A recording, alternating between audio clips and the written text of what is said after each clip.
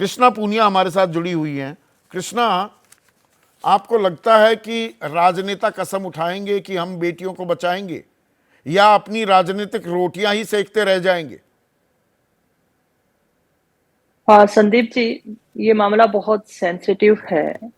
और आप निर्भया का भी जिक्र करते हैं, जब पूरा देश उमड़ पड़ा था, लोगों ने भी कस्में खाई थी, नेताओं ने भी खाई होंगी।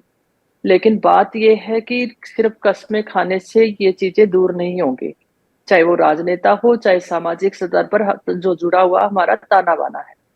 आप देखते हैं कि हमने हमारी जो सामाजिक मर्यादाएं थी, उसको हमने काफी तोड़ने का काम किया है। और जब हम अपने बच्चों की परवरिश करते हैं ना, माताओं से ही मैं लेना चाहूंगी, महिलाओं से ही मैं लेना चाहूंगी, जब हम अपने बच्चों की परवरिश करते हैं, लड़के और लड़की में भेदभाव करके हम लोग अपने बच्चों की परवरिश करते हैं।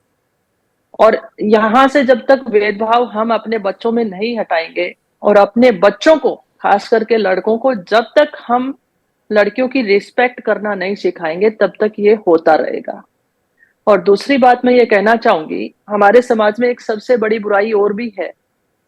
जब किसी बच्ची के साथ ये घटना होने से पहले अगर कोई बच्ची आवाज उठाती है, आपने पहलवानों का जिक्र बार बार किया, विनेश ने जो लड़ाई लड़ी, अगर वो बच्ची पहले सवाल उठाती है और उस सिस्टम के खिलाफ जाती है, तो वहां पे उसी लड़की को बुरा बना दिया जाता है, उसे गलत ठहरा दिया जाता है। और जिस दिन उस बच्चे के साथ गलत होगा, उस बच्चे के प्रति हर व्यक्ति अपनी संवेदनाएं व्यक्त करता है। नहीं कृष्णा, अगर पर कोई यहां पर बच्ची, राजनीतिक संरक्षण की मैं बात कर रहा था। मैं बिल्कुल, मेरे कार्यक्रम का नाम ही सीधा सवाल है, मैं इधर उधर हिलता जी नहीं हूं कुछ मामलों में।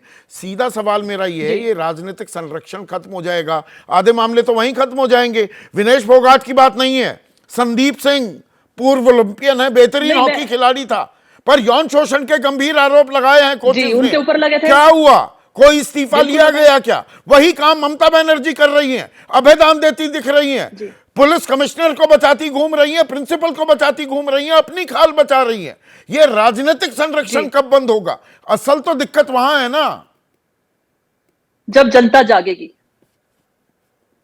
जब तक जनता नहीं जागेगी, तब तक ये संरक्षण ऐसे ही चलता रहेगा, मुझे ऐसा लगता है।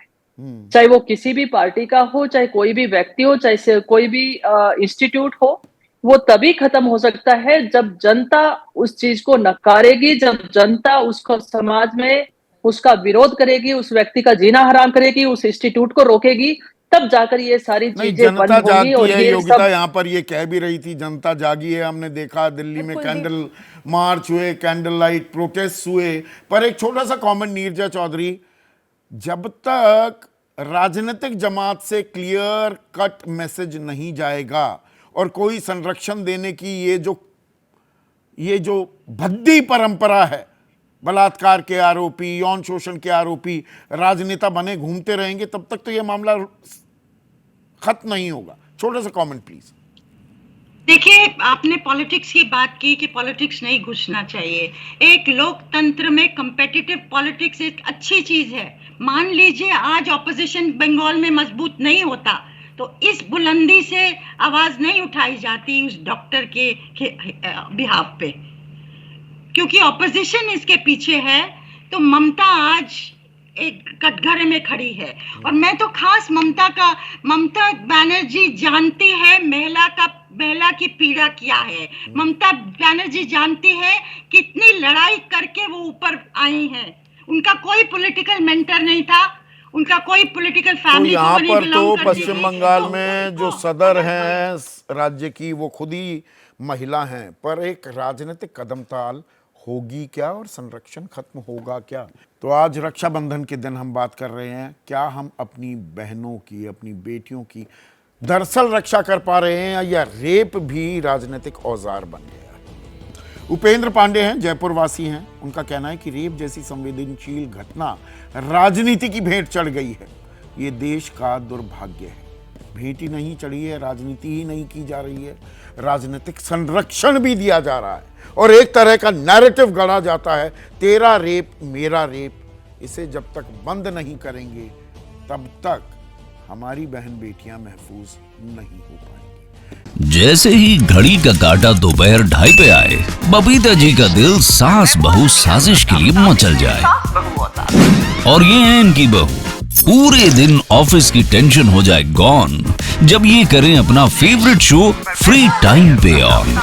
इनकी तरह आप भी देखिए अपना फेवरेट शो अपने टाइम पर और डाउनलोड कीजिए एबीपी लाइव ऐप अपने स्मार्ट टीवी पर।